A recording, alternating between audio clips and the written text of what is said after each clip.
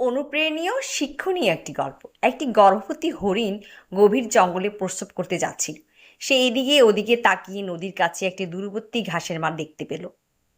সে এটিকে একটি নিরাপদ স্থান হিসেবে ভাবলো এবং ঠিক সে সময় তার প্রসব ব্যথা শুরু হলো।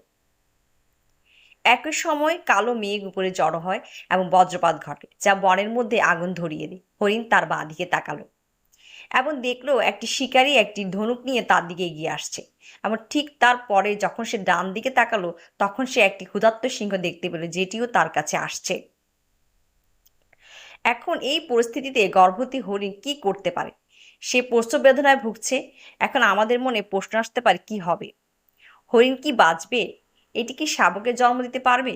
বা বনের আগুনে কি সব পুড়ে যাবে? হরিণটি কি শিকারের তীরে মারা যাবে? সিংহ কি হরিণটিকে খেয়ে ফেলবে? গর্ভবতী হরিণ প্রকৃতি এবং শিকারীর কাছে জিম্মি হয়ে গিয়েছিল। তার কি করা উচিত? হরিণ শুধু একটি নতুন জীবনে জন্ম দেওয়ার দিকে মনোনিবেশ করেছিল। একটি স্বাস্থ্যকর শাবকের জন্ম হয়েছিল এবং মা ও শিশু উভয়ই নিরাপদ ছিল। কিন্তু কিভাবে? ঘটনার কর্ম এভাবে ঘটল। বাজ পড়ে এবং শিকারীকে অন্ধ করে দেয়। শিকারী তীরটি সেই মুহূর্তে ছেড়ে দেয় এবং এটি হরিণকে অতিক্রম করে এবং ক্ষুধার্ত সিংহকে আঘাত করে। ঠিক একই সময় প্রবল বৃষ্টি শুরু হয় এবং বৃষ্টির কারণে বনের আগুন নিভে যায়। আমরা দেখতে পাচ্ছি যে সেই মুহূর্তে হরিণের অগ্রদিকে ছিল তার বাচ্চা জন্ম দেয়। বিশ্রাম তার হাতে ছিল না। এবং এমনকি যদি সে তার ফোকাস পরিবর্তন করত এবং পরিস্থিতিতে ভয় পেয়ে কোনো পদক্ষেপ বা প্রতিক্রিয়া নিত, তাহলে তার মৃত্যু হতে পারত।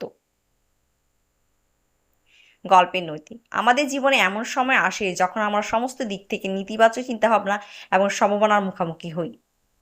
কিন্তু সেই সময় যা করা সবচেয়ে গুরুত্বপূর্ণ তা করার দিকে আমাদের মনোনিবেশ করা উচিত এবং সর্বদা বিধাতার প্রতি আমাদের বিশ্বাস রাখা উচিত।